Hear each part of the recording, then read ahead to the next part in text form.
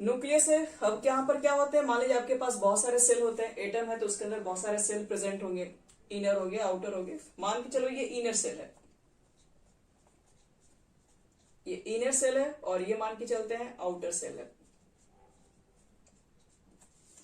Suppose करो अभी inner cell में एक भी इलेक्ट्रॉन नहीं प्रेजेंट है, सिर्फ यहाँ पे एक इलेक्ट्रॉन प्रेजेंट है, तो न्यूक्लियस का सारा अट्रैक्शन जाएगा कहां पर जाएगा, आउटर सेल पे जाएगा, और टाइटली अट्रैक्शन लगा के रखेगा, क्योंकि अभी तो कोई इनर में इलेक्ट्रॉन ही प्रेजेंट नहीं है। लेकिन सपोज करो इनर में एक इलेक्ट्रॉन आना स्टार्ट हो गया, तो इनर में अगर एक इलेक्ट्रॉन आएंगे तो अब क्या लगता है कि यहाँ पर जितना न्यूक्लियस का जो चार्ज था, जो पॉजिटिव चार्ज था, जो अट्रैक्शन था इलेक्ट्रॉन के ऊपर जो लगा रहा था पहले, अब 100% तो नहीं लग रहा होगा। क्यों लग रहा हो, क्योंकि एक इलेक्ट्रॉन अंदर भी आ चुका है, अंदर आ चुका है तो कुछ अट्रैक्शन तो यहां पर जाएगा, और उसके बाद फिर कुछ अट्रैक्शन कहां जाएगा, ऊपर की ओर जाएगा। मतलब अब ये जो दो इलेक्ट्रॉन है, ये जो पॉजिटिव चार्ज है कुछ इस पर भी बटेगा और सब कुछ पॉजिटिव चार्ज इस पर भी जाएगा। एक इलेक्ट्रॉन को और बढ़ाइए, चलिए एक इलेक्ट्रॉन को और लेके आते हैं। क्या लगता है इस प्लस चार्ज का यूज कौन कौन करेगा, ये दोनों इनर वाले पहले करेंगे क्योंकि नजदीक में यही है, और फिर जो बचेगा भेज देंगे, चलो तुम ले लो आगे। इस तरीके से इनर में और इलेक्ट्रॉन आए, नजदीक वाले पहले इसका चार्ज का इस्तेमाल कर लेंगे, क्योंकि प्लस है इसके नजदीक है तो इसको तो ज्यादा अपनी तरफ force of attraction come distance पे आसानी से खींच पाएगा, फिर बचेगा तो फिर ऊपर पहुंचेगा। तो ऐसे करते करते क्या होगा, इनर में इलेक्ट्रॉन आते चले जाएंगे और अट्रैक्शन आउटर पे कम होते चला जाएगा। तो क्या कह सकते हो, कह सकते हो कि आपके पास ये जो पॉजिटिव चार्ज था, न्यूक्लियस पे जो चार्ज था आपके पास,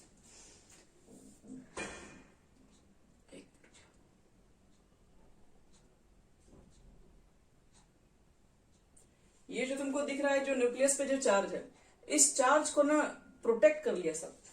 कौन प्रोटेक्ट कर लिया, इनर वाला इलेक्ट्रॉन। इनर वाला इलेक्ट्रॉन मिलकर क्या किया कि चार्ज को प्रोटेक्ट कर लिया, आउटर पे जाने से कम कर दिया। क्योंकि जैसे जैसे अंदर में इलेक्ट्रॉन बढ़ेंगे वैसे वैसे क्या गई, पॉजिटिव चार्ज इसमें बटेगा, इसमें बटेगा, इसमें बटेगा, इसमें बटेगा, इतना जगह बट गया, जो बचेगा ऊपर भेजेगा, तो ज्यादा बढ़ जाएगा तो ऊपर पहुंच भी नहीं पाएगा, बहुत कम पहुंच पाएगा। ऐसा नहीं है कि बिल्कुल नहीं पहुंच पाएगा, बिल्कुल नहीं पहुंच पाएगा तो इलेक्ट्रॉन तो ऐसे बाहर निकल जाएगा, और ऐसा तो होता है नहीं। तो इसलिए इतने सारे लोग आ गए तो इसके पॉजिटिव चार्ज को क्या किया, चारों तरफ से एक तरीके से कहोगे ना सील्ड बना दिया, चारों तरफ से सील्डिंग कर दिया। अब इसके पॉजिटिव चार्ज को रोक दिया, सब अगल बगल खड़े हो जाएंगे सब, मान लीजिए, तो इसके पॉजिटिव चार्ज को कहां से जाएगा।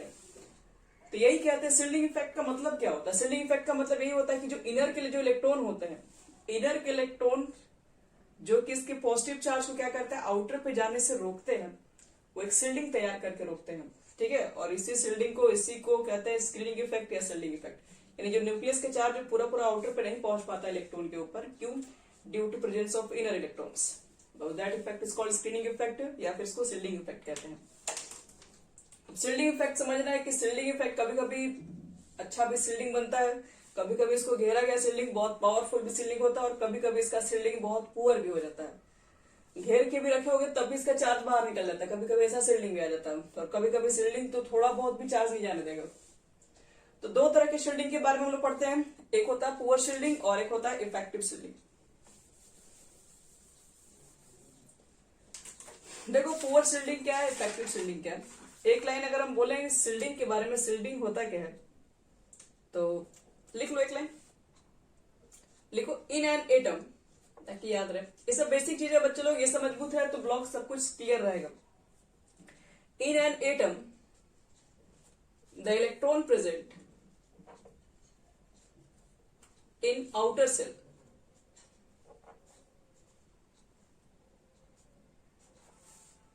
experienced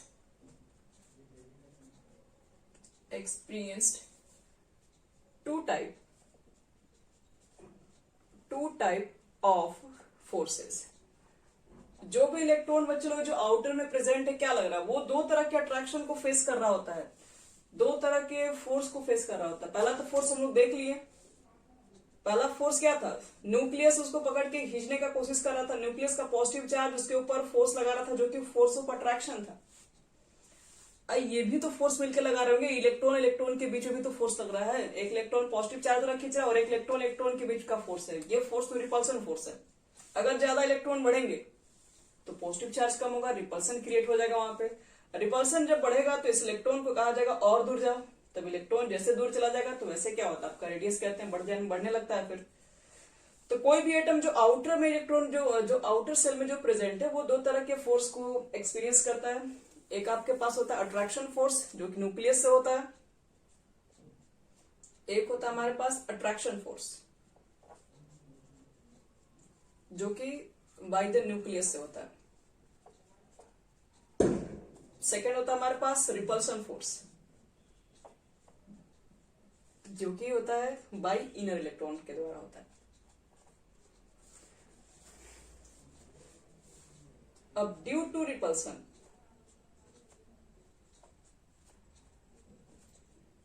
repulsion by inner electron, complete charge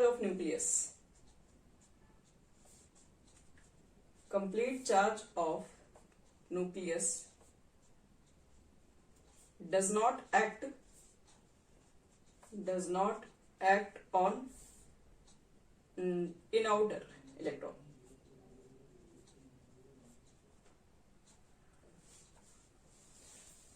जब भी ये रिपल्शन होता है, जब भी आपके पास स्क्रीनिंग इफेक्ट का क्रिएशन स्टार्ट होता है, तो इसका मतलब है कंप्लीट जो चार्ज होता है न्यूक्लियस का वो आउटर पे नहीं पहुंच पाता है जितना पहुंचना चाहिए। और in this way the outer electron is being by shielded from the inner electron. इसी को कहा जाता है कि आउटर इलेक्ट्रॉन को शिल्ड कर दिया गया है बाय इनर इलेक्ट्रॉन से। यही शिल्डिंग इफेक्ट होता है। कौन सा लास्ट टेंशन नहीं है ये, इसमें बताया जा रहा है ना कि due to repulsion by inner electron ने क्या कर दिया, इनर इलेक्ट्रॉन मिलकर रिपल्सन लगा रहा है कि नहीं, इनर इलेक्ट्रॉन इसके ऊपर जो बाहर उसके ऊपर रिपल्सन क्रिएट कर रहे हैं और ये पॉजिटिव चार्ज वाला उसको खींचना चाह रहा है। एक तो ये रिपल्सन सब मिलकर क्रिएट कर रहे हैं और दूसरी बात ये क्या कर रहे हैं, ये इसके प्लस चार्ज को काफी नजदीक है तो प्लस चार्ज को एक घेरा बना के क्या करे इलेक्ट्रॉन रोक दे रहे हैं ताकि आउटर पे नहीं पहुंच पाए। तो इसी को कहा जाता है, इसी से इसको सेंस में क्या हम लोग बोलते हैं, हम लोग बोलते हैं कि आउटर के जो इलेक्ट्रॉन है उसको क्या कर दिया गया, शिल्ड कर दिया गया, उसको घेराबंदी कर दिया गया बाय इनर इलेक्ट्रॉन से। मतलब उसके चार्ज को चार्ज को वहां तक पहुंचने से क्या कर दिया गया, शिल्ड कर दिया गया, रोक दिया गया। यही शिल्डिंग इफेक्ट है। शिल्डिंग का मतलब यही है कि कंप्लीट चार्ज न्यूक्लियस का आउटर पे नहीं पहुंचता है due to presence of inner electrons. इसी को कहते हैं शिल्डिंग इफेक्ट। लेकिन याद रखिएगा शिल्डिंग, लेकिन ध्यान रखिएगा ये शिल्डिंग भी देखना पड़ता है कि शिल्डिंग आपका है कैसा। बताएं कि शिल्डिंग भी दो तरीके से होता है। शिल्डिंग पर एक स्टोरी है, हम स्टोरी 11th क्लास में भी सुनाए थे, शायद एक बार और जरूरत पड़ेगा आप लोगों को। याद रखना शिल्डिंग के भी टाइप्स होते हैं। अब एक minute, does not act on the outer electron. देखो बच्चे लोग शिल्डिंग को भी समझना पड़ेगा, शिल्डिंग कैसा कैसा होता है। आप लोग को पढ़ना है, डी ब्लॉक पढ़ना है, एफ ब्लॉक पढ़ना है, पी ब्लॉक पढ़ना है, एस ब्लॉक पढ़ना है, तो इस सब का शिल्डिंग कैसा होता है ये भी जानना बहुत जरूरी है। आओ शिल्डिंग के ऊपर बात करते हैं। शिल्डिंग को समझने के लिए हमें थोड़ा सा एग्जाम्पल दे रहे हैं। सबके फेवरेट हीरो कौन से हैं?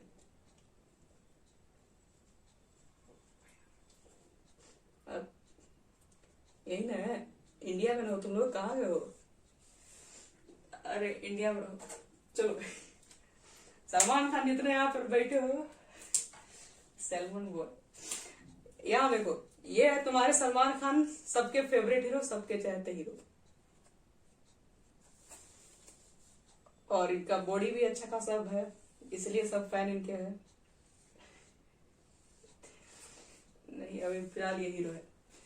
इस बात को समझना ध्यान से। मान लो कि सलमान खान आ गया है तुम्हारे शहर में, तुम्हारे शहर में आया सलमान खान, अब तुम उसके हो बहुत बड़े फैन, तो उससे तुम लोग मिलने जाओगे ही जाओगे। याद आ गया कहानी? सलमान खान मान लो कि डेहरी के टाउन होटल में आ गए हैं, टाउन हॉल, सॉरी होटल नहीं, टाउन हॉल में आ चुके हैं। टाउन हॉल ज्यादा हमारे घर से दूर नहीं है, मतलब फिर भी तो आधा घंटे का रास्ता, आधा नहीं 15-20 मिनट का रास्ता है। मान लो कि आप लोग आ गए पढ़ने के लिए, बताए थे हम, तो मान लो मेरे पास तुम लोग पढ़ने के लिए आ गए हो। मान लो कि कितना बज रहा है, 5 बजे यहाँ पर आप लोग पढ़ने के टाइम है, आप लोग 5 बजे मेरे पास पहुंच चुके हैं। और सलमान खान का जो आने का जो टाइम था वो कितना था, 5:30। ये सलमान खान के आने का टाइम है और आप लोग को मालूम नहीं था कि सलमान खान आने वाला, नहीं तो आप लोग पढ़ने नहीं आते बहुत बच्चे इसमें। आप लोगों को ये बात नहीं बताया गया था, और सलमान खान आ चुका था। कहाँ आ चुका था? टाउन हॉल में आ चुका था। आप लोग यहाँ पढ़ने आए, आप लोग कह छुट्टी मांग रहे हैं कि हमको दे दीजिए, हम लोग को जाना है देखने उसको। हम बोले कि नहीं नहीं, मुझे क्या पता आपको क्या मतलब है, मेरा हीरो नहीं है। यहाँ समझो पहले बात को। तो 5 बजे तुम लोग जब पढ़ने आ गए, तुम लोग छुट्टी मांग रहे हो कि हमको मतलब दीजिए छुट्टी, हम लोग जा रहे हैं सलमान खान को देखने। हम बोले कि नहीं, हम छुट्टी देंगे नहीं, 6 बजे छोड़ेंगे तो छोड़ेंगे फाइनली, उसके पहले कुछ भी छोड़ेंगे, चाहे कुछ भी कर लो बस। अब तुम लोग शांति से बैठ गए कि चलो ठीक है। 6 बजे तक तुम लोग यहाँ पर क्या किया, पढ़ाई किया पूरा। 6 बजे तक पढ़ाई करने के बाद तुम लोग को छुट्टी कर दिया गया। दौड़ के तुम लोग गए टाउन हॉल में सलमान खान के पास, और पहुंचते पहुंचते 6:15 हो चुका था। चलिए 6:15 तक आप पहुंच गए उस बड़े से मॉल में, उस बड़े से एरिया में पहुंच गए। क्या लगता है सलमान खान से भेंट करने गए, क्या लगता है भेंट कर पाओगे वहां पे? अब तो नहीं भेंट कर पाएगा। अब तुम उससे भेंट कर ही नहीं पाओगे। क्यों नहीं कर पाओगे बताओ? सलमान खान भाई तुम्हारा ही थोड़ी ना फेवरेट है, सलमान खान तो पूरा दुनिया का फेवरेट है। तो उसको देखने के लिए तुम्हारे जैसे कितने लोग होंगे, होगा ऐसे देखने के लिए तुम्हारे जैसे कितने लोग वहां पर पड़े होंगे, सब अगल बगल। जिसका नहीं भी होगा वो भी जाके देखेगा उसको उस दिन, तो जब वो नजदीक के मोहल्ले में आ गया होगा तो सब लोग जाके एकदम उसको घेराबंदी पूरा लगा के रखे एकदम पूरी तरीके से। और तुम आके यहाँ पर खड़े हो, मान लो तुम चाहोगे भी तो अभी सलमान खान को देख नहीं पा रहे, तुम्हारा मन कर रहा है कि उसको हम देखें। और ये भी तुम्हारे ऊपर क्या किया, अपना इंप्रेशन जमा कर रखा, तभी तो उतना दूर से चल के आए हो, इतना अट्रैक्शन लगा है कि मेरे कोची से लेके टाउन हॉल तक पहुंच रहे हो तुम लोग। इतना दूर से तुम लोग को ऊपर अट्रैक्शन लगा के रखा है, जल्दी से उसको देखने के लिए तुम लोग परेशान हो। ये तो अपना परफॉर्मेंस जमा के रखा ही, तभी तो इतना तक दौड़ दौड़ के सब बच्चे इसके अगल बगल आए हैं पूरा। अब आ तो गया हो, लेकिन इससे मिलोगे कैसे? तुम लोग सोचोगे कि थोड़ा चालाकी कर लें, इस भीड़ से नीचे से निकल जाए, पैरों के नीचे से, तो मालूम चलेगा नीचे से कोई एक चप्पल लगा देगा, उसी में एक पैर मार देगा, तो फिर पीछे भगा जाओगे इसमें। इसलिए नीचे का घूमने वाला प्लान कैंसिल हो गया, नीचे घुस के नहीं जा पाओगे अब। तो इसका मतलब है अब तुम्हारे ऊपर तुम्हारा तो एकदम चाह है कि उसको देखे, क्योंकि तुमको पकड़ के रखा है, तभी तो इतना दूर तुम आए हो कि उसको देखने के लिए, लेकिन तुम उसको देख नहीं पा रहे हो। तो यह है कहानी तुम्हारा इफेक्टिव न्यूक्लियर चार्ज का, यही कहानी है। देखिए होता क्या, समझिए इसको रियल लाइफ में कंपेयर करवा रहे इफेक्टिव न्यूक्लियर चार्ज से, और फिर बता रहे शील्डिंग क्या होता है। ये सलमान खान एक्चुअल में है क्या रखा जाए इसको? ये है तुम्हारा न्यूक्लियस, और ये जो तुम बाहर जिसको देखने है वो तुम क्या हो? इलेक्ट्रॉन, जो बाहर जो आउटर मोस्ट रिप्रेजेंट है। और ये जो घेराबंदी लगा के रखा है ये कौन है? जो पब्लिक वहां का है, यानी कि इनर इलेक्ट्रॉन। ये इनर इलेक्ट्रॉन है, ये आउटर एकदम है, और ये आपका न्यूक्लियस है। न्यूक्लियस क्या करता है? अट्रैक्शन तो लगा के रखा ही है बाहर पे, लेकिन अब क्या करें, अट्रैक्शन के बीच में यहाँ पर पब्लिक खड़ा है, ज्यादा नजदीक आ रहा है तो रिपल्सन वही मार के भगा दे रहा है, क्योंकि रिपल्सन भी तो क्रिएट हो रहा है, इसको अंदर नहीं आने दे रहा है, इस भीड़ से अंदर आने नहीं दे रहा है, इसके चार्ज को पूरी तरीके से, इसके अट्रैक्शन को पूरी तरीके से बाहर जाने पर रोका जा रहा है। तो इसी को बोलते हैं, इस घेराबंदी को बोलते हैं शील्डिंग इफेक्ट। ये आपका शील्डिंग इफेक्ट है। लेकिन शील्डिंग इफेक्ट बताए थे कि पावरफुल भी हो सकता है, स्ट्रॉन्ग शील्डिंग भी होता है, और एक वीक भी शील्डिंग होता है। तो पावरफुल देखो शील्डिंग कब होगा वो समझा रहे हैं। पावरफुल शील्डिंग ये तब होता है जब यहाँ पे जो खड़े लोग हैं उनके हाइट को मान लो कि वो 6 फीट के हैं, जितने यहाँ पर लोग खड़े हैं, और आपका हाइट है 4 फीट का। 6 फीट का पब्लिक खड़ा है, 4 फीट के तुम लोग खड़े हो, तब तो फिर किसी तरीके से कितना भी कूद के उछल के भी देखोगे तो उसको देख नहीं पाओगे, रहोगे पीछे ही। तो इस केस में क्या होगा, जब पावरफुल शील्डिंग होगा, पावरफुल शील्डिंग का मतलब क्या होता है कि इतना इफेक्टिव शील्डिंग है कि आउटर के इलेक्ट्रॉन, आउटर पे अट्रैक्शन एकदम जाने से पूरी तरीके से रोका जा रहा है।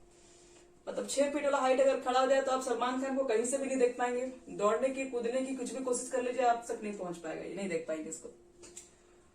तो जब स्ट्रॉन्ग आपके पास ये शील्डिंग होती है, पावरफुल शील्डिंग होती है, तो पावरफुल शील्डिंग में क्या होता है, न्यूक्लियस का जो चार्ज होता है आउटर पे नहीं लगता है, सिर्फ रिपल्सन क्रिएट होता है, सिर्फ बाहर आप ज्यादा कूद फान कीजिएगा, बाहर वाला से भगाएगा, दूर भागेगा तो आपका इलेक्ट्रॉन का डिस्टेंस और बढ़ जाएगा न्यूक्लियस से, और डिस्टेंस बढ़ जाएगा तो एटॉमिक साइज भी बढ़ जाता है।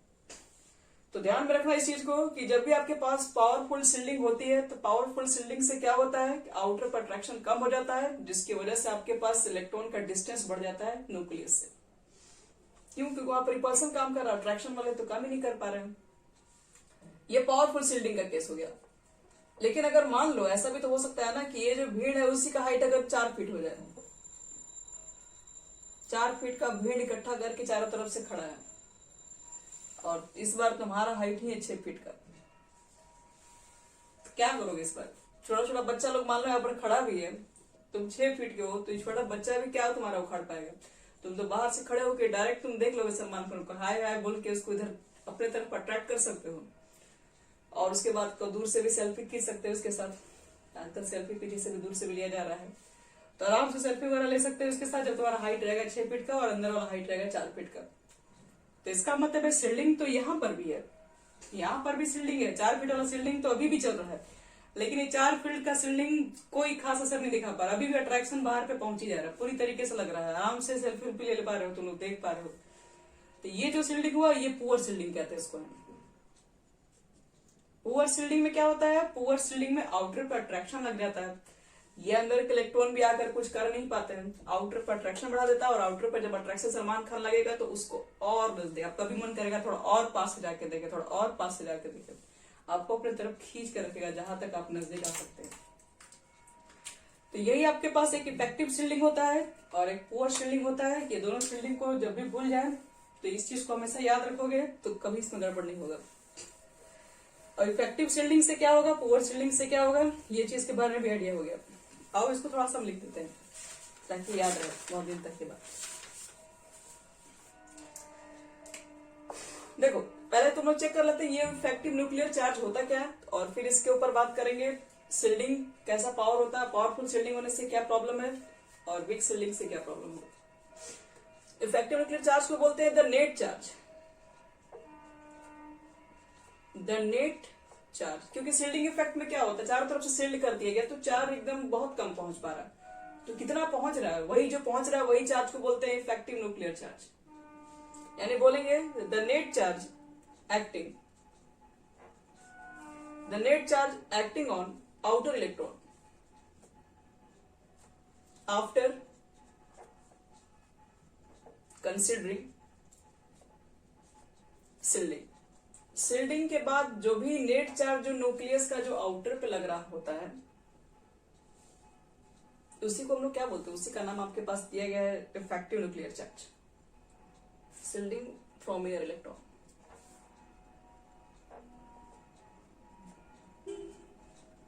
is called effective nuclear charge। चलो ये बात तो पहले आपको ध्यान रखना पड़ेगा। न्यूक्लियर चार्ज क्या है, जो भी नेट चार्ज जो काम करेगा, जो शील्डिंग के बाद जो भी चार्ज जो न्यूक्लियस का जो पहुंच पा रहा है वही, जैसे कि अट्रैक्शन तो आपको लग रहा है ना, भले आपको दिख नहीं रहा लेकिन आप फिर भी रुके हुए हैं, अट्रैक्शन है तभी रुके हुए हैं, नहीं तो किसके लिए कोई क्यों वेट करेगा इतना।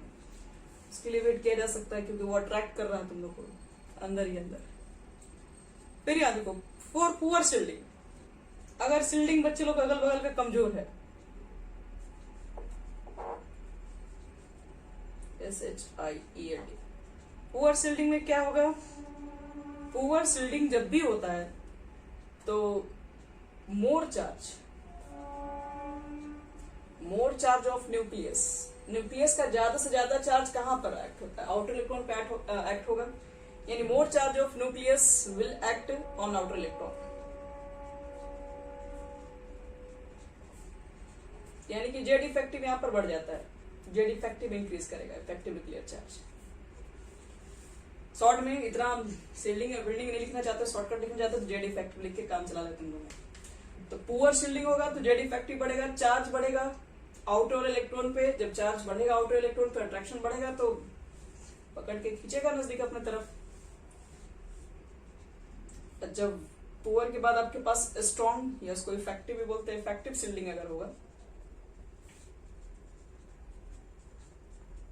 इफेक्टिव शील्डिंग के कंडीशन में क्या होता है कि आपके पास जेड इफेक्टिव डिक्रीज कर जाता है, यानी कि जो न्यूक्लियस का जो चार्ज है वो ज्यादा एक्ट नहीं हो पाता है, Z effective decreases on outer electron. कुछ ये है कहानी आपका। तो हमें तो ये मालूम चल गया इफेक्टिव से हो गया, पुअर शील्डिंग से क्या होगा, लेकिन किसका इफेक्टिव है किसका पुअर है ये भी देख ले रहे एक बार।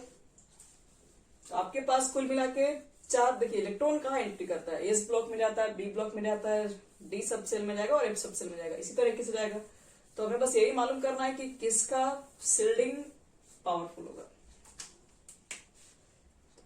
4 तरह के आपके पास सेल होते हैं, एस सब सेल, पी सब सेल, डी सब सेल, एफ सब सेल, अलग के और भी सब सेल है, बट हमें उसकी जरूरत नहीं है क्योंकि हमारे पास लिमिटेड इलेक्ट्रॉन है, लिमिटेड एटम है जिसके एटॉमिक नंबर पता है, तो उतना भी इलेक्ट्रॉन का एटम का डिस्कवरी नहीं है, इसलिए हम लोग का एफ तक काम चल जाता है, इसलिए एफ की जरूरत नहीं। हालांकि जी एच बहुत सारा सब सेल है।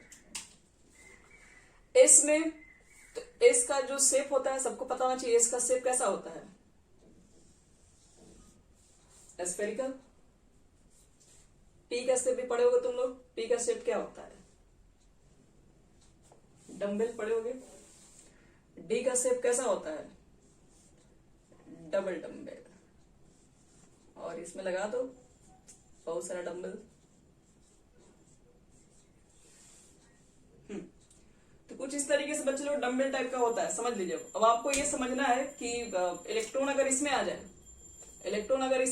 पी सब सेल में इलेक्ट्रॉन, ये क्या होता है, ये चीज क्या बताता है, ये बताता है कि इलेक्ट्रॉन डेंसिटी कहां पर ज्यादा होगा, यही बस रिप्रेजेंट करता है। इसके लोब्स होते हैं, ये बताते हैं कि इलेक्ट्रॉन डेंसिटी किस एक्सिस के अलाउंग मतलब रखे जाते हैं।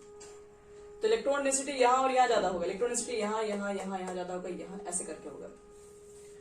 तो किसका शील्डिंग पावरफुल है, क्या लगता है, इसको थोड़ा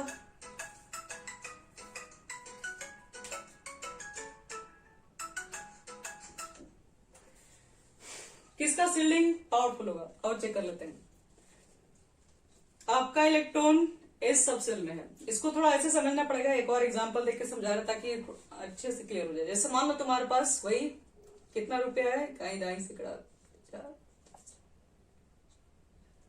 1 लाख काफी है, चलिए ठीक है 1 लाख रखते हैं काउंट में। मान लो तुम्हारे पास 1 लाख रुपया है और 1 लाख रुपया है तुम्हारे पास, और तुम क्या किए उसको, एक मान लो ट्रेन में सफर कर रहे हो और एक ही जेब में 1 लाख रुपया रख दिए, तो बताओ तुम्हारा पॉकेट बनाने के चांसेस, ट्रैवल कर रहे हो पैसेंजर वाले ट्रेन पे, लोकल मतलब वही स्लीपर में, स्लीपर नहीं वो जनरल वाले बोगी में। हाँ ये आजकल 2-2 हजार का नोट वगैरह है तो सब चल जाएगा। नहीं एटीएम नहीं है ये, वही 1 लाख वाला ही है। अरे 1 लाख अट नहीं जाएगा, 20-20 का द्वारा 2-2 हजार का नोट होता है, इतना पतली से गड्डी में आ जाता है। आओ देखो सब कुछ पॉसिबल है जब 2 हजार का नोट आ चुका है। तो तुमने क्या किया, इसको एकदम पूरा बंद करके पॉकेट में रख दियो, और आपसे ये पूछना है कि मान लो ट्रेन में तुम बैठ गए हो और जनरल सफर कर रहे हो, जनरल बोगी में, तो तुम्हारा पॉकेट बनाने के चांसेस कितना % है, प्रोबेबिलिटी क्या है तुम्हारा पॉकेट बनाने का।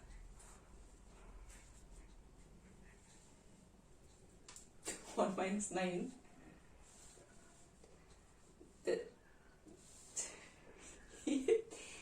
अच्छा इतना मतलब चांसेस है पॉकेट बनाने का। अच्छा 1 से माइनस है। अच्छा देखो ध्यान से, अगर तुम्हारा एक ही पॉकेट में 1 लाख रुपया है तो तुम्हारा पॉकेट बनाने के चांसेस बहुत कम है। अब पूछोगे क्यों कम है, इसलिए कम है 1 लाख रुपया लेके चल रहे हो तो सारा ध्यान तो तुम्हारा इसी पॉकेट पे ही रहेगा, इधर उधर देख ही नहीं सकते हो जब तक 1 लाख रुपया है। ऐसी सांस तेज चलेगा और सारा ध्यान वहीं पर रहेगा, इधर उधर आगे देख नहीं पाओगे, तो सारा ध्यान जब वहीं पर रहेगा तो पॉकेट कैसे में रहेगा फिर। तो मानने वाला भी समझेगा कि जान तो जाएगा कि पैसा रखे हो लेकिन कुछ कर नहीं पाएगा ज्यादा। तो इसलिए यहाँ पर पॉकेट बनाने का चांसेस बहुत कम है। लेकिन वही अगर 1 लाख को मान लो तुमने 2-2 पॉकेट में करके रख दिया है, एक इस पॉकेट में तुम्हारा है और एक इस पॉकेट में रख दिया गया है, इससे 50 लाख इसमें है, 50 लाख इसमें है, इस बार क्या लगता है, इस बार चांसेस बनाने का है, अरे सॉरी अरे 50,000 है, 50-50 इसके अंदर रखे हो तो तुमको क्या लगता है इस बार पॉकेट बनाने का चांसेस कितना है। इस बार है 2-2 जगह ध्यान, एक बार यहाँ ध्यान दोगे तो उधर से गायब हो सकता है, इधर पॉकेट में ध्यान दोगे तो पॉकेट से निकाल लेगा। यहाँ पे तो तुमको क्या करना है, 4 भागों में बांट के रखना है, तो 2 ठो ऊपर वाला में है, 2 ठो आपको नीचे में रखना है। तो 4 पॉकेट में रखोगे तो इसमें तो चांसेस ज्यादा है मराने का। अच्छे में रख दिए कहीं इधर उधर बेल्ट में भी लगा तो आराम से मारा जाएगा उसमें। कब क्या अरे मेरे पास बहुत सारा पैसा लेके ट्रैवल किया मैं। यहाँ देखो इधर ध्यान से, मेरा पैसा अभी तक एक भी नहीं मराता है। यहाँ देखो, तो कहने का मतलब अच्छा समझ रहे, तो कहने का देखो मतलब समझो। यहाँ पर इलेक्ट्रॉन आपका पास कहाँ है, यहाँ पर अगर एस सबसेल में अगर एंट्री हो गया तो एस सबसेल का स्फेरिकल शेप है। स्फेरिकल शेप है, इसका मतलब है कि चारों तरफ से उसका 100% अट्रैक्शन है। उसको कहीं 2 ब्रांचेस में नहीं बांटा गया। आपका इलेक्ट्रॉन जो भी होगा सारा न्यूक्लियस का अट्रैक्शन इसके ऊपर रहेगा, क्योंकि उसी के अराउंड में पड़ रहा है पूरा। वही बात हुआ, एक चोर को चारों तरफ से पुलिस ने घेर लिया। यहाँ पर देखो, यहाँ पर क्या आपके पास ये न्यूक्लियस का चार्ज मानते हैं कि न्यूक्लियस का चार्ज आपके पास इलेक्ट्रॉन 2 अलग अलग जगह पर है, तो बाकी यहाँ से तो ये चार्ज निकाला जा सकता है। इसके पास निकलने के चांसेस हैं 2 जगह से। यहाँ पर तो ज्यादा चांसेस दिख रहा है। इधर से भी निकल सकता है आपका चार्ज, इधर से भी निकल सकता है, इधर से भी निकल सकता है और इधर से भी निकल सकता है, और आगे 100 में बहुत जगह से निकल जाएगा। तो हम लोग कह सकते हैं कि एस स्फेरिकल का याद रखना है कि कभी भी आपका इलेक्ट्रॉन अगर एस सबसेल में अगर पड़ जाए तो जाहिर सी बात है कि वहां पर बचना मुश्किल है, वहां पे चार्ज का बाहर निकलना काफी मुश्किल है। थोड़ा ही बहुत, एकदम मतलब ऐसा भी नहीं है कि एकदम नहीं निकल पाएगा। अगर एकदम नहीं निकलेगा तो ऐसा कभी थोड़ी ना होता है कि इलेक्ट्रॉन बाहर निकल गया। ऐसे कि आयरन कभी देखो, आयरन में इसे झाड़ दिया तो इलेक्ट्रॉन हाथ में आ गया, वैसे नहीं होता है। आ भी गया होगा तो आपको समझ में नहीं आएगा, इतना छोटा होता है। खैर नहीं आता है, अट्रैक्शन लगा रहता है। सबसे ज्यादा आपके पास होता है एस सबसेल। एस सबसेल का इफेक्टिव न्यूक्लियर चार्ज जो होता है, बहुत इफेक्टिव न्यूक्लियर चार्ज नहीं, स्क्रीनिंग जो इफेक्ट होता है, शील्डिंग इफेक्ट सबसे पावरफुल होता है। पावरफुल आपके पास इसलिए, एक तो ये न्यूक्लियस से भी काफी नजदीक होता है, तो न्यूक्लियस से ज्यादा नजदीक रहेगा तो अट्रैक्शन ज्यादा लगा के रखेगा। और उसके बाद अगर हम लोग नेचर के ऊपर कहेंगे तो ये क्या है, ये कम तुम्हारा ये इसका जो चार्ज है वो कम अलग अलग जगहों पर बढ़ रहा है, ये सिर्फ एक ही जगह पर है स्फेरिकल शेप होने की वजह से। तो इसको हम दोनों तरीके से डिफाइन कर सकते हैं, न्यूक्लियस से नजदीक होने की जगह से भी, और ये पूरी तरीके से स्फेरिकल सिमेट्रिक है ये, और ये लेस डिफ्यूज होगा, इसका चार्ज होगा कम डिफ्यूज हो पाएगा बाहर। तो शील्डिंग याद रखना, यानी कि इसका मतलब ये है कि अगर आपका इलेक्ट्रॉन अगर मान लीजिए एफ सबसेल में आ चुका है, एफ सबसेल का शील्डिंग बना के रखा है, तो एफ सबसेल के शील्डिंग से कोई डरता नहीं है, इफेक्टिव न्यूक्लियर चार्ज बाहर निकल जाता है और आउटर पे अट्रैक्शन लगा देता है जो बाहर इलेक्ट्रॉन पड़े हुए हैं। तो ये दोनों का शील्डिंग कमजोर हो जाता है, इसलिए बहुत सारे एक्सेप्शनल केस हम लोग ये दोनों ब्लॉक में पढ़ते हैं। यहाँ पर तो फिर भी कुछ ठीक है।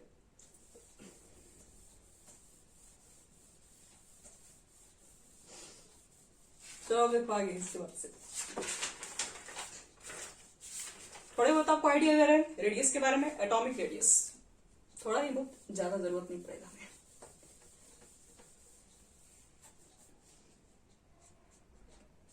ये पीरियोडिक प्रॉपर्टीज होती है, जिसमें लिख भी सकते हो, क्योंकि पीरियोडिक टेबल पढ़ोगे ब्लॉक वगैरह सब, तो ये सब पूरे टेबल में चलता है। पीरियोडिक प्रॉपर्टीज, जिसमें हम सबसे पहले पढ़ते हैं एटॉमिक रेडियस के बारे में। एटॉमिक रेडियस 4 तरीके से, फर्स्ट कोवेलेंट रेडियस, फिर हम लोग बोलते हैं कोवेलेंट के बाद मेटालिक रेडियस, फिर हमारा होता है वंडर वॉल रेडियस,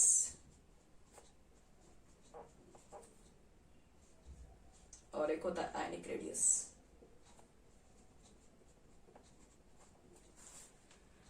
देखो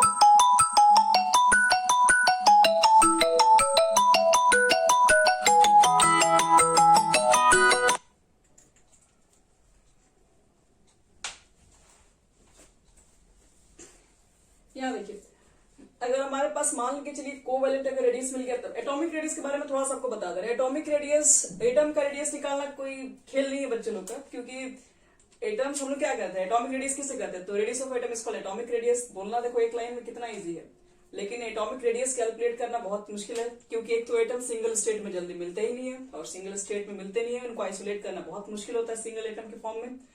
और दूसरी बात, हम लोग पढ़े हैं कि एटॉमिक स्ट्रक्चर के अंदर एक चीजें पढ़ चुके हैं कि एटम का जो शेप होता है वो किस तरह से, जो इलेक्ट्रॉन्स होते हैं वो क्या होते हैं, वो आपके पास ऑर्बिट पे मूव भी करते हैं, सर्कुलर पाथ पे भी, और आप जानते हैं कि ये जो पाथ होता है ये आपके पास इस तरह का भी पाथ होता है, एक वेव की तरह भी मूव होता है।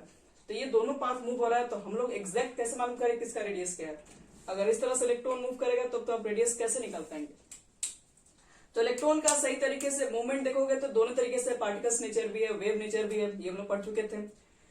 और इसके बाद जब आया कि एटॉमिक फिर रेडियस निकालें कैसे आखिर, तो एटॉमिक जब रेडियस निकालने का टाइम आया तो थोड़ा मेहनत करना पड़ा, क्योंकि एटम सिंगल फॉर्म में जल्दी मिलते नहीं है, और एग्जैक्ट अगर मिल भी जाए तो उसके नेचर की वजह से भी प्रॉब्लम था। इसलिए अलग अलग टाइप्स के क्या बनाए, अलग अलग टाइप्स के बॉन्डिंग के बेसिस पर किया गया इसको डिफाइन। कोवैलेंट रेडियस किसको कहेंगे? क्योंकि एटम सिंगल मिल नहीं सकता, लेकिन मॉलिक्यूल तो सिंगल अवेलेबल होता है, मॉलिक्यूल्स आपको सिंगल मिल जाएंगे। तो मॉलिक्यूल्स अगर मिल गया तो दो मॉलिक्यूल्स को आप ले लीजिए, ठीक है, दो मॉलिक्यूल्स को ले लो, दो मॉलिक्यूल्स के बीच के जो आप जो निकालते हैं बॉन्ड लेंथ, जिसको दो मॉलिक्यूल आप जानते हैं कि ज्यादा नजदीक नहीं ला सकते हो, क्यों नहीं ला सकते हो? क्योंकि इसमें इलेक्ट्रॉन्स होते हैं, इससे भी इलेक्ट्रॉन्स है, तो पॉजिटिव नेगेटिव के बीच में अट्रैक्शन होगा, तब तक नजदीक तो आ सकता है। लेकिन जहां पॉजिटिव पॉजिटिव नजदीक आएगा तो फिर रिपल्शन भी तो स्टार्ट हो जाएगा, तो दोनों को ज्यादा ओवरलैप भी नहीं करवा सकते हो। एक मैक्सिमम ओवरलैप कराओ, कितना दोनों एक दूसरे में ओवरलैप हो रहा है, जब तक रिपल्सन स्टार्ट हो जाए। तो मैक्सिमम ओवरलैप जितना होता है उस प्रकार से जो भी इसका लेंथ होता है उसको बॉन्ड लेंथ ही कहते हैं हम लोग। इसके डिस्टेंस को निकाल के और इसको हाफ कर दो, मान लो इसका डिस्टेंस आया 10 आ गया, तो हमको एक का डिस्टेंस चाहिए था, एटॉमिक रेडियस पता करना था, तो हम लोग क्या किया, दोनों का डिस्टेंस निकाल दिया। अब एग्जैक्ट कहा जाए तो ये भी गलती है, क्योंकि हमें पता ओवरलैप के थ्रू थोड़ी ना इसका डिस्टेंस पूरा उतना होगा। लेकिन अब इसी से डिफाइन किया गया। कोवैलेंट रेडियस में क्या होता है, 1/2 करते हैं, बॉन्ड लेंथ करते हैं दोनों एटम के बीच का लेंथ को, कोवैलेंट के लिए। कोवैलेंट बॉन्ड में क्या होता है कि दोनों के अंदर क्या ओवरलैप की वजह से दोनों आपस में मॉलिक्यूल्स क्या होते हैं, दूसरे के पार्ट एक दूसरे में मर्ज हो जाते हैं, इसलिए बॉन्ड लेंथ कुछ कम ही हो जाता है, मतलब एटॉमिक रेडियस कुछ कम आएगा निकल के। मेटालिक देखो रेडियस के अंदर क्या होता है, ये ज्यादातर कोवैलेंट क्या है, कोवैलेंट डिफाइन आपके पास है मॉलिक्यूल्स की वजह से, मॉलिक्यूल्स के फॉर्म में। मॉलिक्यूल्स आपके पास सेम तरह के भी हो सकते हैं, होमोएटॉमिक मॉलिक्यूल्स भी हो सकते हैं, पॉलीएटॉमिक मॉलिक्यूल भी हो सकते हैं, अलग अलग मॉलिक्यूल से प्रेजेंट हो सकते हैं। मेटालिक के अंदर क्या होता है, इसमें सिर्फ मेटल्स ही होते हैं, मेटल्स होते हैं, आप इसको सॉलिड स्टेट के अंदर पढ़ते हैं। आपके पास बहुत सारे मेटल्स आपस में कंबाइन होंगे, ये सब मान लो कि अगर हम आयरन के मेटल्स लें तो सारे आयरन के एटम आपस में अटैच होंगे, तो ये दोनों मेटल्स आपस में रखे होंगे, तो इस दोनों के बीच का डिस्टेंस, तो मेटालिक एटम में होता क्या है ना कि दोनों का जो एटम होता है वो जस्ट आपस में टच कर रहा होता है, ओवरलैप नहीं कर सकता इसमें।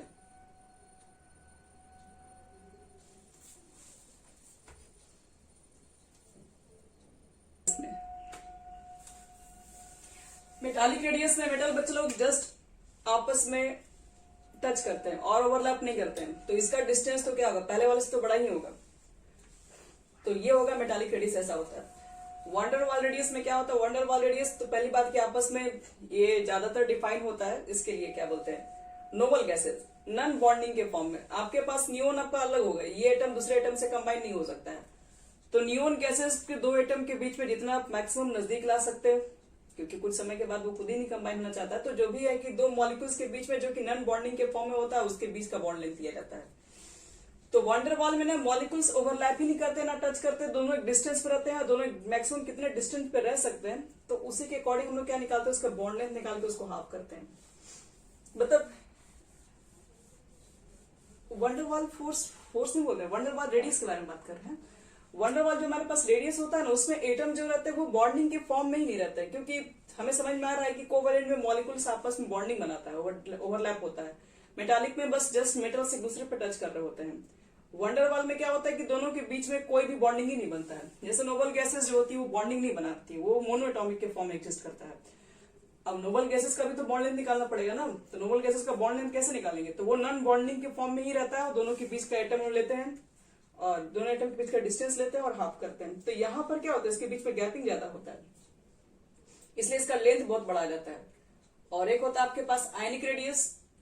आयनिक रेडियस का देखो कहानी एकदम अलग है, आयनिक रेडियस को आपको पहचानना ही पड़ेगा, आयन के फॉर्म में ही रहेगा, उसी को आयनिक रेडियस कहेंगे, लेकिन इसके थोड़ा सा अलग अलग कंडीशन पे डिफाइन है। अब बस एक चीज और याद रखना, आपके पास ये जो सबसे बड़ा जो रेडियस होता है, आपको आयनिक रेडियस से कंपेयर करने के लिए क्वेश्चन ही पूछेगा, आयनिक का क्वेश्चन होगा तो ज्यादातर आयनिक से ही मिलेगा। सबसे जो बड़ा रेडियस होता है उसको वंडरवाल ही बोलते हैं। वंडरवाल इसलिए बड़ा है क्योंकि ये नॉन बॉन्डिंग के फॉर्म में, मतलब ये बॉन्ड नहीं करता है, तो ज्यादा डिस्टेंस पे रहता तो ज्यादा बॉन्ड लेंथ आएगा ही। तो ये हम बता रहे हैं एटॉमिक रेडियस में सबसे बड़ा एटॉमिक रेडियस होता है वंडरवाल का। फिर होता है मेटालिक रेडियस, क्योंकि ये आपस में से टच करता है और जो ओवरलैप कर जाएगा उसका डिस्टेंस कम हो जाएगा, तो कोवेलेंट सबसे कम हो जाता है। एक तो बस इसको याद रखना इस तरीके से। फिर हम लोग बात करेंगे कि आपके पास आयनिक के ऊपर तो बोल ही रहा है, आयनिक का कोई फिक्स नहीं होता, वो आपको अलग अलग कंडीशन पे चेक किया जाता है। फैक्टर हम लोग चेक करते हैं कि ये जो आपके पास जो रेडियस है वो किस किस फैक्टर पर डिपेंड करता है, कब ये बढ़ सकते हैं कब ये घट सकते हैं। तो फैक्टर इफेक्टिव अगर देखेंगे हम लोग तो आपके पास एटॉमिक रेडियस को चेक करने के लिए किस किस फैक्टर को देखना पड़ेगा। तो इसके लिए सबसे पहला फैक्टर जो भी हम लोग पढ़ के आए, ये हर जगह मिलेगा, आप जब तक पढ़ेंगे ब्लॉक तब तक ये सब चीजें हमेशा भेंट होगा इनसे। Effective nuclear charge. देखो इफेक्टिव न्यूक्लियर चार्ज क्यों है भाई, तो आप समझिए कि अगर इफेक्टिव न्यूक्लियर चार्ज अगर ज्यादा होगा, मतलब न्यूक्लियस अगर चार्ज ज्यादा लगेगा तो साइज क्या होगा, जाहिर सी बात है छोटा हो जाएगा। वही वाला बात हो गया, सलमान खान तुम लोग पर अट्रैक्शन लगा रहा था, तुम लोग उसके और नजदीक जाओगे और नजदीक जाओगे, नजदीक जाओगे तो क्या होगा, लेंथ कम हो जाएगा तुम्हारे और उसके बीच का, तो साइज डिक्रीज कर जाएगा। यानी एटॉमिक रेडियस क्या होगा, डिक्रीज कर जाता है कब, जब जेड इफेक्टिव बढ़ जाता है। यानी कि जेड इफेक्टिव बढ़ेगा तो साइज छोटा होगा। इनवर्सली रिलेशन हमेशा रहेगा ये। तो इसलिए याद रखना कि आपसे कोई पूछता है जैसे कि lithium, beryllium, boron, carbon, nitrogen, oxygen, fluorine, neon नहीं दिए तब की बात कर रहे हैं। पीरियड में जैसे मूव करोगे लेफ्ट टू राइट, तो लेफ्ट टू राइट क्या बताए थे हम लोग उस दिन, लेफ्ट टू राइट जैसे जैसे मूव करेंगे, हाँ इलेक्ट्रॉन में आपके पास इफेक्टिव न्यूक्लियर चार्ज बढ़ता है, क्योंकि इलेक्ट्रॉन भी ऐड होता है, जैसे आगे बढ़ते हैं 3 हो गया 4 हो गया 5 हो गया, इलेक्ट्रॉन बढ़ रहा है यहाँ से यहाँ तक, इलेक्ट्रॉन बढ़ रहे हैं तो साथ साथ प्रोटॉन भी बढ़ रहे हैं, प्रोटॉन बढ़ रहे हैं तो आपके पास क्या होता है, इलेक्ट्रॉन जो बढ़ रहे हैं उसी सेल में बढ़ रहे होते हैं, लेकिन प्रोटॉन क्या होता है न्यूक्लियस के अंदर जाते हैं, बढ़ जाते हैं। तो इसलिए इफेक्टिव न्यूक्लियर चार्ज क्या होता है, बढ़ते चला जाता है, क्योंकि आप छोटे से न्यूक्लियस के अंदर लगातार प्रोटॉन के नंबर डाल रहे हैं। इलेक्ट्रॉन के लिए तो एक बड़ा सा आपके पास सेल है, इलेक्ट्रॉन तो अलग अलग जगह प्रेजेंट है, लेकिन प्रोटॉन के आपके पास एक छोटे से होल के अंदर बार बार हमें प्रोटॉन्स के नंबर को ऐड करना पड़ता है, जिसकी वजह से इफेक्टिव न्यूक्लियर चार्ज बढ़ जाता है। और जब इफेक्टिव न्यूक्लियर चार्ज अगर बढ़ जाएगा तो बता तो दिए थे, अगर मान लो 10 प्रोटॉन आ गया तब एक इलेक्ट्रॉन पे 10 प्रोटॉन का अट्रैक्शन है। यहाँ पर कम इलेक्ट्रॉन है तो प्रोटॉन भी कम है, तो अट्रैक्शन भी कम लोग का है। मान लो यहाँ पर 10 प्रोटॉन है, यहाँ पर 9 प्रोटॉन है, तो एक इलेक्ट्रॉन पे सिर्फ 9 ही प्रोटॉन का अट्रैक्शन होगा। अब यहाँ पर एक इलेक्ट्रॉन पे 10-10 प्रोटॉन का अट्रैक्शन होगा, तो यहाँ पर साइज कम हो जाएगा। तो इसलिए सबसे जो बड़ा साइज होगा lithium, beryllium, boron, carbon, nitrogen, oxygen. ध्यान रखिएगा इसमें, अगर दे दिए जाए नियोन तो नियोन बता दिए सबसे आगे, क्योंकि नियोन तो वंडर वाल वाला है, वंडर वाल वाला सबसे आगे निकल जाता है, सबको पीछे छोड़ देता है। इसी तरीके से सेकेंड वाला ग्रुप में भी चल जाओगे, सोडियम, मैग्नीशियम, एल्यूमिनियम, वो भी सेम तरह का रूल फॉलो करता है। लेकिन अगर मान लो ग्रुप में आते हैं, ये तो पीरियड वाइज हो गया, ग्रुप में क्या कहानी है, अगर हम ऊपर से नीचे उतरे अब सीढ़ी तब क्या होगा, टोटल ग्रुप कितने होते हैं पीरियोडिक टेबल में। तो चलो ग्रुप में आ जाओ, फर्स्ट ग्रुप में आ जाओ, lithium, sodium, potassium, rubidium, caesium, francium. चलिए ग्रुप में उतर गए, डाउन द ग्रुप जाने पर क्या होगा, एटॉमिक साइज इंक्रीज की डिक्रीज,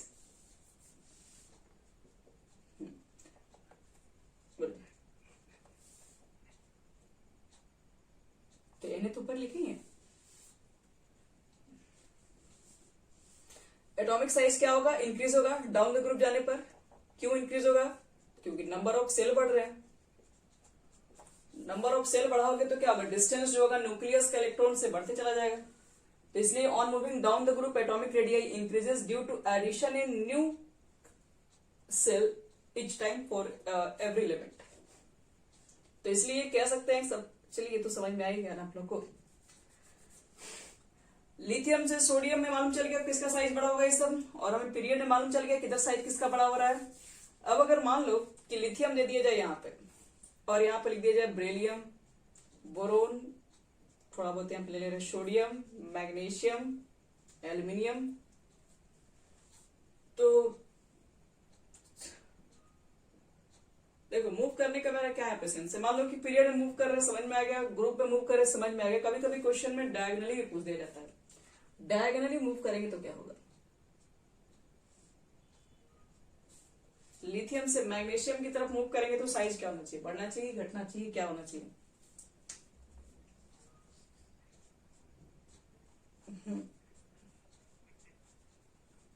ऑलमोस्ट सेम होना चाहिए। सही बात है। देखो क्यों होता है, थोड़ा समझ लो इसमें। पीरियड क्या बोलता है, पीरियड कहता है कि आप लेफ्ट से राइट बढ़ेगा तो साइज कम हो जाएगा, मतलब इधर से बढ़ रहे हैं तो साइज कम हो रहा है, और यहां से यहां बढ़ रहे हैं तो साइज क्या हो रहा है, बढ़ रहा है। इधर घट रहा है, इधर बढ़ रहा है, तो इधर क्या होना चाहिए, ऐसे ही कुछ सोच लो।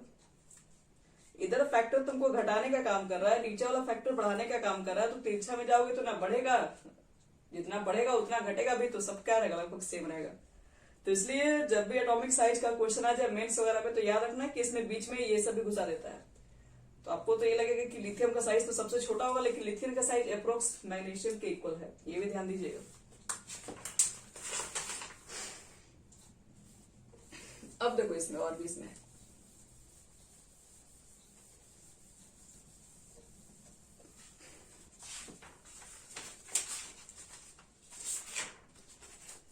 थोड़ा सा वेरिएशन भी आता है। हम लोग वेरिएशन डी ब्लॉक का नहीं, पी ब्लॉक पे ज्यादा स्टडी कर रहे हैं। वेरिएशन इन एटॉमिक साइज, अभी तक तो आप सीधा सीधी जो देख रहे थे वही दिखाई पड़ा, लेकिन सब कुछ जो दिखता है वो तो होता नहीं है। 13 ग्रुप को हम पहले देख लेते हैं। 13 ग्रुप क्या कहता है, boron, aluminium, gallium, indium, thallium, यानी कि on moving down the group atomic size increases. बात बिल्कुल सही है, इंक्रीज होना ही चाहिए, लेकिन क्या ऐसा होता है, डाउन द ग्रुप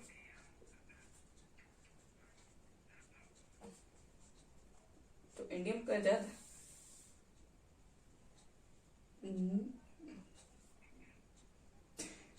नहीं, इंडियम नहीं, एल्यूमिनियम और गैलियम का अप्रोक्सीमेटली सेम साइज रहता है। यहां पर ट्विस्ट है, यही पता को बच्चे लोग, कहानी में ट्विस्ट है। कल 6 बजे से क्लास है, ठीक है। कहानी में क्या ट्विस्ट है कि एल्यूमिनियम का और गैलियम का साइज बढ़ना चाहिए था, जबकि एल्यूमिनियम से तुम गैलियम में आ रहे हो, नया सेल ऐड कर रहे हो, लेकिन साइज तो वही बढ़ना चाहिए था। लेकिन ऐसा नहीं होता है, दोनों का साइज अप्रोक्सीमेटली सेम ही रहता है। अब देखो थोड़ा बहुत पॉइंट का डिफरेंस हो सकता है, ला के दिखाओगे कि देखिए नेट पे दोनों का डिफरेंस है, पॉइंट का डिफरेंस हो सकता है, लेकिन हम अप्रोक्सीमेटली बोल रहे हैं। अब ये नहीं कि इसका 5 है तो इसका 10 सेंटीमीटर, इतना का डिफरेंस नहीं, आपको पॉइंट में हल्का फुल्का ऊपर नीचे मिल सकता है, तो अप्रोक्सीमेटली सेम है, पिकोमीटर रहता है। यहाँ देखो फिर भी एग्जाम्पल दिए हल्का सा, तो ये दोनों का साइज अप्रोक्सीमेटली सेम क्यों होता है, इसके ऊपर क्या है कहानी, ऐसा क्या हो गया कि एल्यूमिनियम से गैलियम तक आए तो साइज ही नहीं बढ़ा, सेम कैसे रह सकता है। तो क्या है इसके पीछे का कहानी, एक मिनट बाद में। यहां देखो चलो, boron, aluminium, gallium, indium, thallium size क्यों सेम हो गया, आखिर क्या है इसके पीछे कारण, क्या लगता है, जवाब जानना चाहती है पब्लिक, ऐसा क्या हो गया आखिर, कुछ तो बात है। पढ़ना चाहिए था। आओ देखते हैं सब कुछ छुपा हुआ है कहां पे, सब कुछ छुपा हुआ है इसके एटॉमिक नंबर पे और इलेक्ट्रॉनिक कॉन्फ़िगरेशन पे। आओ कर ही देते हैं इलेक्ट्रॉनिक कॉन्फ़िगरेशन। एल्यूमिनियम का कितना होता है 13, 1s2, 2s2, 2p6 और कितना हो गया 3s2, 3p1,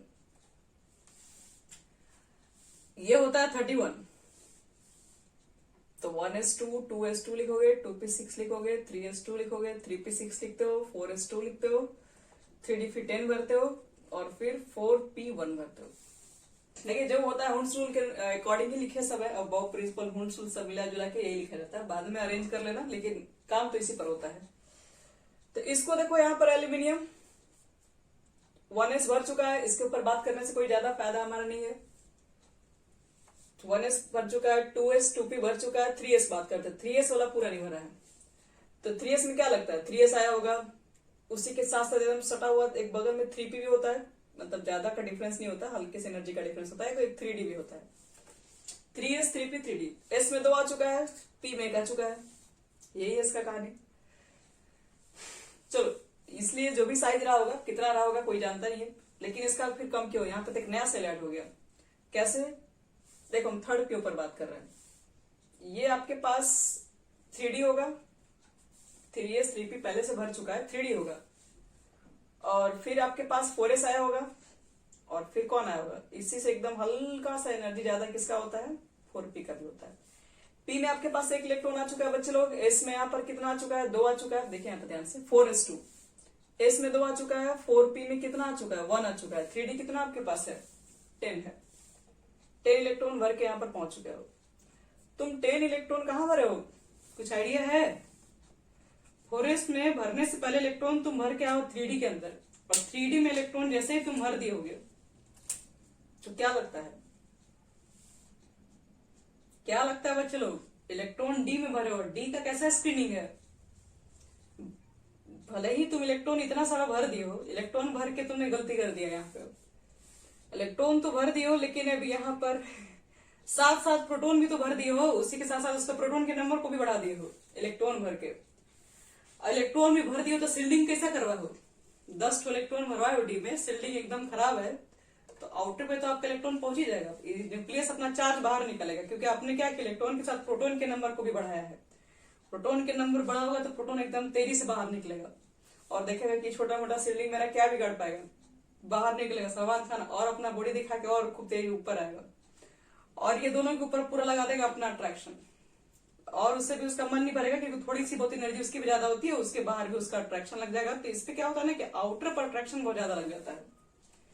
क्यों ज्यादा लग जाता है, क्योंकि यहाँ पर क्या होता है कि डी वाला आपके पास जो इलेक्ट्रॉन्स है वो भर जाते हैं, और डी इलेक्ट्रॉन आने की वजह से क्या होता है कि स्क्रीनिंग कमजोर हो जाती है, और नंबर ऑफ प्रोटॉन्स बढ़ चुके हैं, आउटर पे अट्रैक्शन क्या हो जाता है, पर इलेक्ट्रॉन्स ज्यादा हो जाते हैं, जिसकी वजह से साइज जहां बढ़नी चाहिए वहां पर साइज होता है कम हो जाता है। यही कारण है। क्या जर्मेनियम, तो इसके जस्ट बाद वाला बोल रहे हो। तो ये इफेक्ट जैसे जैसे तुम धीरे धीरे पढ़ोगे ना, वो धीरे धीरे इफेक्ट क्या होता है, घटते चला जाता है। अब क्यों घटेगा, तो आप खुद से जैसे जैसे हम आगे बढ़ेंगे वैसे वैसे क्या होगा, आपके पास डी भर चुके, अब डी को हम लोग बंद करके देखते हैं, ठीक है। डी में तो मान लो कि इलेक्ट्रॉन आ चुके हैं, जैसे सब आगे बढ़ोगे तो तुम ग्रुप वाइज बात करोगे, ग्रुप में बात कर रहे हो ना, यहाँ पे सिलिकॉन आ जाएगा, और यहाँ पे आपका जर्मेनियम हो जाएगा। तो सिलिकॉन, हाँ, सिलिकॉन और जर्मेनियम के ऊपर जब बात किया जाएगा तो वहां पर ये रूल धीरे धीरे वक्त के साथ जैसे जैसे आगे बढ़ेगा तो वैसे वैसे क्या होगा, कम होते चला जाता है। ये इफेक्ट बहुत दूर तक नहीं रहता है, डिस्टेंस इफेक्ट नहीं रहता है। समय के साथ याद रखना, जैसे जैसे लोग आगे बढ़ेंगे ना, डी ब्लॉक की जो जस्ट बगल वाला में रहेगा उस पर ज्यादा इफेक्ट काम करता है। अब जैसे जैसे आगे बढ़ोगे ना, ये क्या होगा, धीरे धीरे इफेक्ट क्या होगा, कम होते चला जाता है। 13 में ज्यादा होगा, 14 में कम हो जाएगा, 15 में और कम होगा, बाकी नॉर्मल हो जाएगा।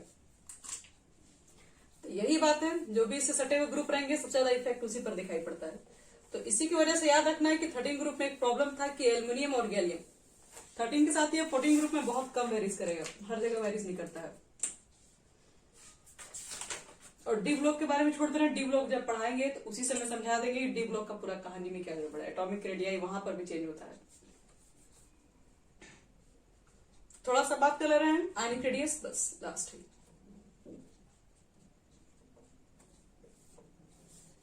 आयनिक रेडियस का क्या मतलब, आयनिक रेडियस का मतलब है पहले कि एटम है, और एटम को तुमको आयन में बनाना है, तो आयन में तो ये अपने आप बनेगा नहीं। एक एटम के पास इलेक्ट्रॉन्स प्रोटॉन्स सेम होते हैं, तब जाके वो न्यूट्रल एटम रहता है। ये दोनों इक्वल हुए तब तो बन गया न्यूट्रल। आयन कब बनेगा इसके ऊपर, तो आयन तब बनेगा जब इलेक्ट्रॉन का लेना देना होगा, तब आयन बनेगा। तो सपोज करो तुम्हारे पास नाइट्रोजन था, नाइट्रोजन के पास कितने इलेक्ट्रॉन होंगे, क्या लगता है, एटॉमिक नंबर। अभी सिर्फ नाइट्रोजन है, न्यूट्रल है, तो इलेक्ट्रॉन एटॉमिक नंबर के इक्वल होगा 7। Number of electron proton equal होता है न्यूट्रल के लिए। लेकिन अगर वही लिख दिया जाए एन के ऊपर एक प्लस, तो क्या लगता है इसमें इलेक्ट्रॉन कितने होंगे, और एन पर एक माइनस लिख दे तब इलेक्ट्रॉन कितने होंगे इसमें। तो बस छोटा सा क्वेश्चन मेरा यही है कि nitrogen, nitrogen plus, nitrogen minus, size किसका बड़ा हुआ। ऐसे ही क्वेश्चन होंगे आयनिक रेडियस में ना, इसी तरह का क्वेश्चन रहता है। तो देखो बच्चे लोग कैसे डिसाइड करोगे समझा दे रहे हैं। आपके पास इलेक्ट्रॉन्स है 7, प्रोटॉन्स कितने हैं? तो अभी न्यूट्रल है बच्चे लोग, प्रोटॉन भी उतना ही रहेगा। n प्लस के इलेक्ट्रॉन 6 है तो प्रोटॉन कितने हैं? निकाले आपने इलेक्ट्रॉन है, प्रोटॉन कहां से निकालोगे? प्रोटॉन तो न्यूक्लियस के अंदर रहता है, मतलब प्रोटॉन हर जगह 7 है, 7 ही प्रोटॉन अट्रैक्शन लगा रहे हैं। तो अब देखो कि पर इलेक्ट्रॉन पर अट्रैक्शन ज्यादा कहां लग रहा है? तो 7 इलेक्ट्रॉन पे 7 प्रोटॉन का अट्रैक्शन है, मतलब 1 इलेक्ट्रॉन पे 1 प्रोटॉन का अट्रैक्शन, मतलब लगभग इस तरह से लग रहा होगा। कुछ इमेजिन हम लोग करते हैं। इस पे 6 इलेक्ट्रॉन है, प्रोटॉन का ही नंबर ज्यादा है। अब प्रोटॉन के नंबर ज्यादा है तो मतलब 1 इलेक्ट्रॉन पर अट्रैक्शन 1 प्रोटॉन से भी ज्यादा है। यहां पर इलेक्ट्रॉन के नंबर ज्यादा है, प्रोटॉन के नंबर कम है, मतलब 1 इलेक्ट्रॉन पे 1 प्रोटॉन का भी अट्रैक्शन नहीं है पूरी तरीके से। तो अट्रैक्शन कम रहेगा तो साइज बढ़ जाएगा अपने आप। तो यही साइज ग्रेटर इसका होगा। फिर सही ऑर्डर है नहीं, ये फर्स्ट हो जाएगा, ये सेकंड हो जाएगा और ये तुम्हारे पास थर्ड हो जाएगा। ये इसका एक आयनिक रेडियस के लिए करेक्ट हुआ। तो सीधे से एक बात याद रखिएगा, जितने आपके पास पॉजिटिव चार्ज अगर एटम्स के ऊपर ज्यादा होते हैं उतने ही साइज आपके पास काफी छोटा चला जाता है। यानी कि साइज ऑफ जो कैटायंस होता है वो इनवर्सली प्रोपोर्शनल होता है चार्ज ऑफ कैटायन। जितना ज्यादा कैटायन चार्ज, जितना ज्यादा पॉजिटिव चार्ज, उतना ही साइज आपके पास छोटा। और ऐसा एनायन के साथ नहीं होता है। Size of anion directly proportional charge of anion. जितना ज्यादा एनायन का चार्ज होगा बच्चे, जितना निगेटिव चार्ज है उतना ही इलेक्ट्रॉन का नंबर बढ़ेगा, प्रोटॉन उतना ही सेम है, इलेक्ट्रॉन का नंबर बढ़ा रहे। तो प्रोटॉन्स कम हो गया ना पर इलेक्ट्रॉन, इसलिए साइज क्या हो जाता है यहाँ पे इंक्रीज कर जाता है।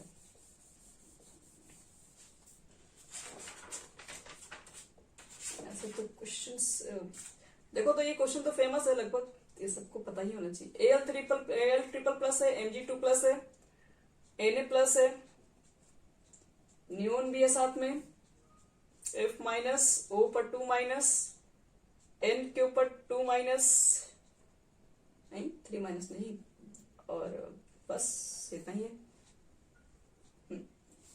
इसको कहेगा कि अरेंज करके दिखाओ इसके एटॉमिक साइज पे। सबसे बड़ा साइज किसका होगा, सबसे बड़ा साइज किसका होगा, मतलब इंक्रीजिंग डिक्रीजिंग जो भी दिखा दे, सबसे बड़ा इंक्रीजिंग में लिखवा दीजिए।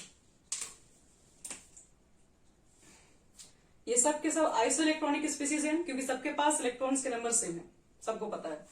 कितने इलेक्ट्रॉन इसमें? Al triple plus. प्रोटॉन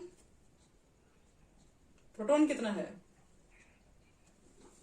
देखो इलेक्ट्रॉन सब में 10 है, आप निकाल के चेक कर लो। Mg का 12 होता है, 2 निकल गया 10, इसका बैलेंस 10 होता है। बस प्रोटॉन का नंबर लिख लो सबका। इलेक्ट्रॉन तो खैर सब में सेम है। इसमें कितना हो गया? 9, यहां पर हो गया 8, 7। तो देखो, तो जितना याद रखना, जितना कम, हाँ इलेक्ट्रॉन्स, एक मिनट, इलेक्ट्रॉन सब में 10 है। प्रोटॉन अगर ज्यादा होगा तो अट्रैक्शन बढ़ेगा न्यूक्लियस पे, ऐसे समझ लेना। प्रोटॉन के नंबर ज्यादा रहेंगे तो न्यूक्लियर पे ज्यादा अट्रैक्शन तो साइज कम। तो प्रोटॉन 13 है, प्रोटॉन के नंबर ज्यादा इलेक्ट्रॉन से भी ज्यादा है, तो मतलब अट्रैक्शन ज्यादा लगा रहा होगा। प्रोटॉन के नंबर कम हुए, अट्रैक्शन कम हुआ, और प्रोटॉन कम हुआ और अट्रैक्शन कम कम कम कम, ये बहुत कम हो गया प्रोटॉन। यहाँ पे इलेक्ट्रॉन 10 है लेकिन प्रोटॉन बहुत कम है, 7 है। तो सबसे बड़ा साइज किसका हुआ? सही में सबसे बड़ा साइज किसका हुआ? Al का कहां से होगा? और कोई बोलेगा बच्चे लोग, ये तीनों बच्चों को छोड़ के सबसे बड़ा साइज किसका होगा?